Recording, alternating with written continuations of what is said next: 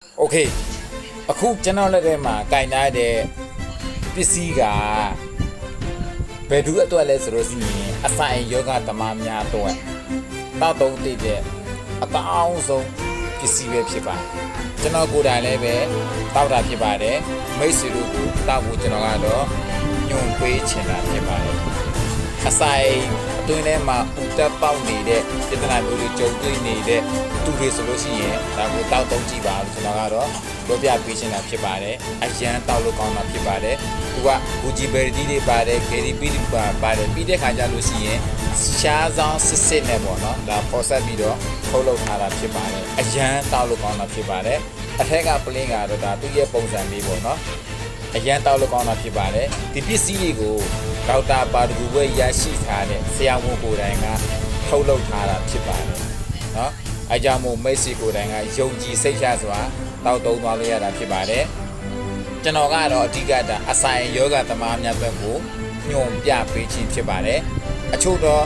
သူတွေလည်းပဲတောက်လို့ရတာဖြစ်ပါတယ်ကို့မှာဘယ်ယောဂတွေဖြစ်နေတယ်လဲကျွန်တော်လည်းတိုင်ပြီးတော့ဆွေးနွေးနိုင်ပါတယ်မေးမြန်းနိုင်ပါတယ်ခင်ဗျအဲ့ဒီလိုချင်တယ်ဆိုလို့ရှိရင်ကျွန်တော်ရဲ့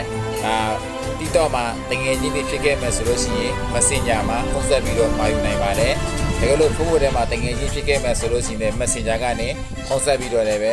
Messenger ကနေပေါ့နော်ဆက်သွယ်ပြီးတော့လည်းပဲမှာယူနိုင်ပါတယ် TikTok ထဲမှာတငယ်ချင်းဖြစ်ခဲ့မယ်ဆိုလို့ရှိရင်လည်းကျွန်တော် TikTok ရဲ့ profile မှာဆိုရင်ကျွန်တော်ရဲ့ဒါဖုန်းနံပါတ်တွေထည့်ထားပေးတာဖြစ်တယ်အဲ့ဒီမှာဝင်ရောက်ပြီးတော့လည်းမှာယူနိုင်ပါတယ်ခင်ဗျာနော် YouTube ထဲမှာတကယ်ကြည့်ခဲ့မယ်ဆိုလို့ရှိရင်လည်းကျွန်တော်ရဲ့ဒီ post ရအောက်မှာဖုန်းနံပါတ်တွေရေးခဲ့ပေးထားမှာဖြစ်ပါတယ်ဖုန်းဆက်ပြီးတော့မှာမယ်ဆိုလို့ရှိရင်လည်းမှာယူနိုင်ပါတယ်မိတ်ဆွေတို့ကိုယ်တိုင်ကဘယ်နေရာကရှိပေါ့နော်ယုံကြည်စိတ်ချစွာမှာယူနိုင်ပါတယ်ခင်ဗျာနော်အဆိုင်ယောဂသမားများတို့ကိုအဓိကညွှန်ပေးခြင်းဖြစ်ပါတယ်ခင်ဗျာနော်အဆိုင်ယောဂဖြစ်နေတဲ့အဆိုင်မှာဥတက်ပေါက်နေတဲ့အဆိုင်ရောင်လာတွေဖြစ်တဲ့အဆိုင်ရိုင်းရမှုတွေဖြစ်နေတဲ့အဆိုင်အိမ်မကောင်းလို့ပေါ့ခဏခဏတာပြုတ်အပ်မှုတွေပေါ့နော်ဖြစ်နေတဲ့သူတိုင်းသူ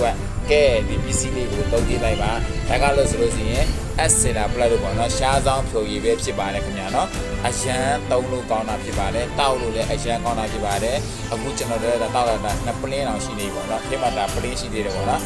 သူကတောက်မယ်ဆိုလို့ရှိရင်အများကြီးထည့်ကြမလို့ body quality နဲ့ပေါ့နော်သူကဒီမှာပြလာပြီးတာပဲဒီမှာအစီလေးပြလာပြီးတော့ပေါ့နော်အဲ့ဒီလောက်ပဲထည့်ပြီးတော့တောက်မယ်ဆိုလို့ရှိရင်သမင်းမစားခင်ပါပေါ့နော်နိုင်ရွက်အတွင်းမှာကတောက်သုံးသွားမယ်ဆိုလို့ရှိရင်မိတ်ဆွေတွေပေါ့နော်ကောင်းမွန်တော့အရာတကယ်ရှိမှဖြစ်ပါတယ်တကယ်လို့ကကျမ်းမာရေးတစ်ခုပဲဆောက်ရှောက်ရှင်တယ်ဆိုလို့ရှိရင်ပဲဒီစားဆောင်ကိုကြီးကိုတောက်လို့ရတာဖြစ်ပါတယ်ဟုတ်ကဲ့ပါလို့ချင်တယ်ဆိုရင်ချက်ချင်းမှာယူလိုက်ပါခင်ဗျဟုတ်ကဲ့ပါအခုလိုအဆုံးနဲ့ကြည့်ရှုပေးတဲ့အတွက်တဦးတယောက်ချင်းစီတိုင်းကိုအရန်ကျေးဇူးတင်ပါတယ်ခင်ဗျโอเค